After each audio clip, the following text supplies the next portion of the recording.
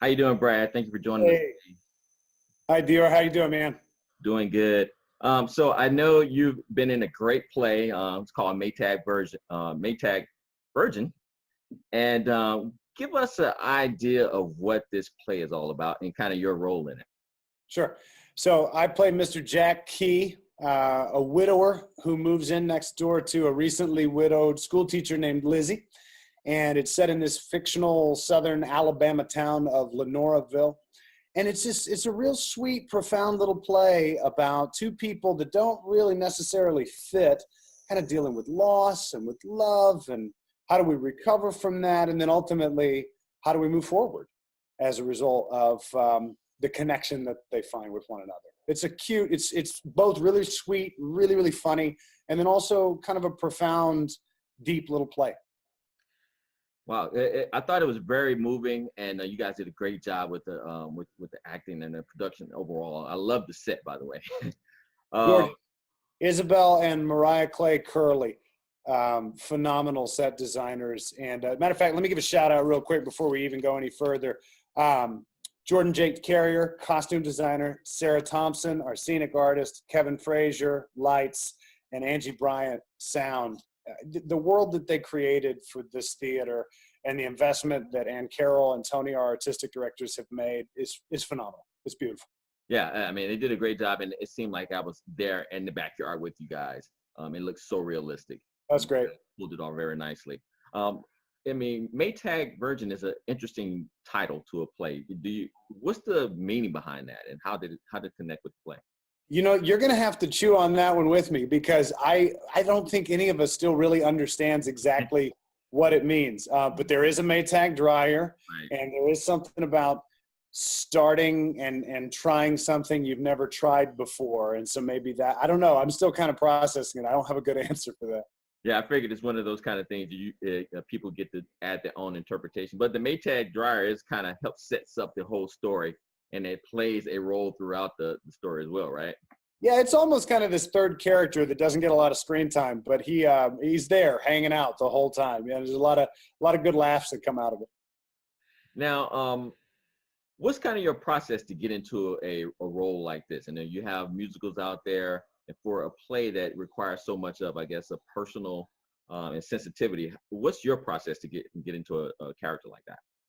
You know, I think when we read this play, the thing that was really clear from the beginning was this was a play that was about the characters, and that the chemistry between Courtney and myself was the thing that was really going to make or break it.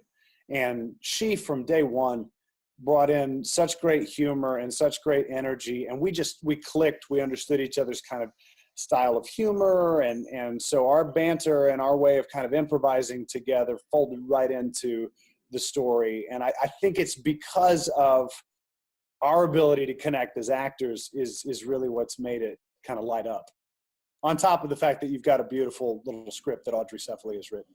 Right. Yeah.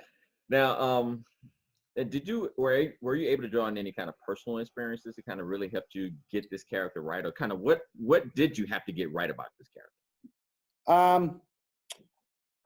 I think that Jack had to have a need to help meet Lizzie where she is, and kind of walk alongside her as she wrestles through some of the stuff that maybe he's already processed a little bit.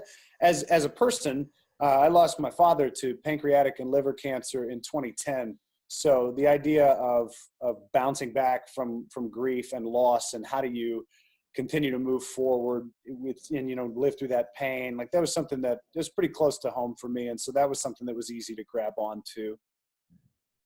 Now, playing these types of roles where you're required to be so emotionally invested, is that something you had to develop as an actor, or is it something that comes pretty naturally to you? You know, I think it is something that I've had to learn to continue to work on, that still kind of comes in waves. Sometimes I think it lands more effectively, and sometimes maybe it's a little bit harder to grab a hold of. But it's through technique training and things like that, which are a part of my background. It's just little exercises and little skills that over the course of a lifetime you're trying to get better and better at. So I would definitely say I'm no master of it, but I'm just trying to implement the little handful of things that I do know. Mm-hmm. Now, I know that you also have a background in martial arts. Um, Yeah. so kind of tell me about what particular martial arts you kind of work with, and how do you think that may have impact your acting abilities? Sure. I don't get to use any of them in this show, except one time Lizzie kind of hits me a couple of times, so I get to defend myself. But no, I studied Taekwondo as a kid, and then that kind of evolved into Kempo as I got older. And then there was sort of a mixed martial arts style that I studied when I was in undergrad that was a kind of blend of Wing Chun, which is the old sort of like granddaddy of what Bruce Lee took and turned into Jeet Kune Do. So it's been, I'm just an extreme hobbyist. I'm no master, no expert. It's something that I've always done just because fun and just a love of it. And I would say, of course, there's the discipline of the martial arts and getting in there and doing the same thing over and over and over again, but trying to make it focused and fresh and in the moment. There's something that translates directly to what we do on stage. And also just being in your body, more control over your body. This isn't a hugely physical show, but being able to live in and fill this big theater takes a lot of physical energy. And so to be able to kind of channel that in a focused way, I think that's a direct crossover for martial arts. Now, what do you feel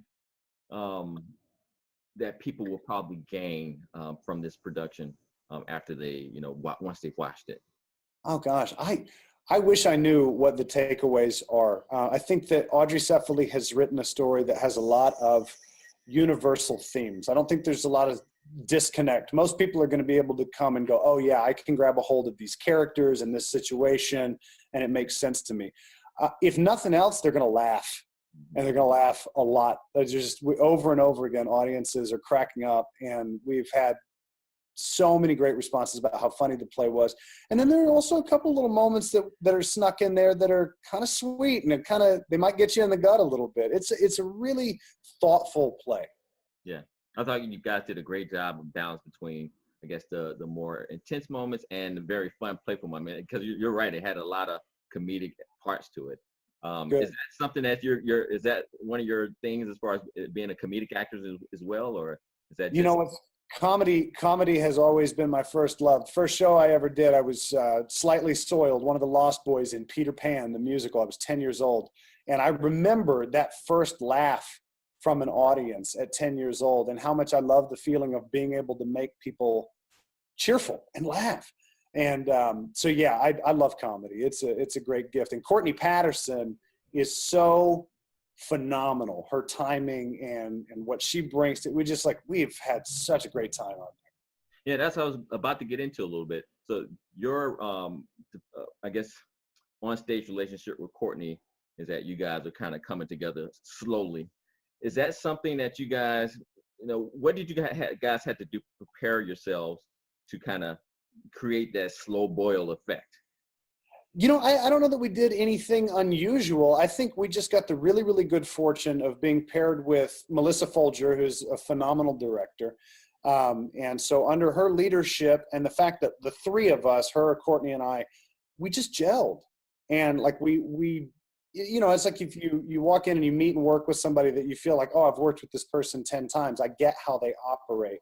And so we've just been really fortunate that all of that has bled right over into what we're doing on stage. Mm-hmm. Now, I like to throw in something, to kind of lighten it up a little bit. But when you're doing the production, is there any kind of, have you had any kind of, it's a live show, so have you had any kind of instances that you were like, oh man, I hope the audience didn't see that? Oh yeah, it's funny.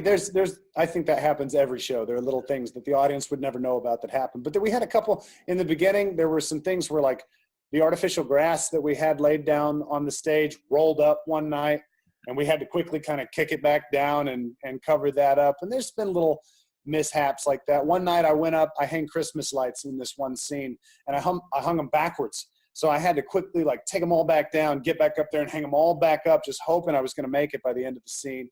There are little lines that maybe get dropped by accident, all sorts of little stuff that happens. Yeah. Oh, that's cool. Now, overall in the play, is there something that you thought that, maybe that you personally, kind of enlighten you on that, you can take for your personal self?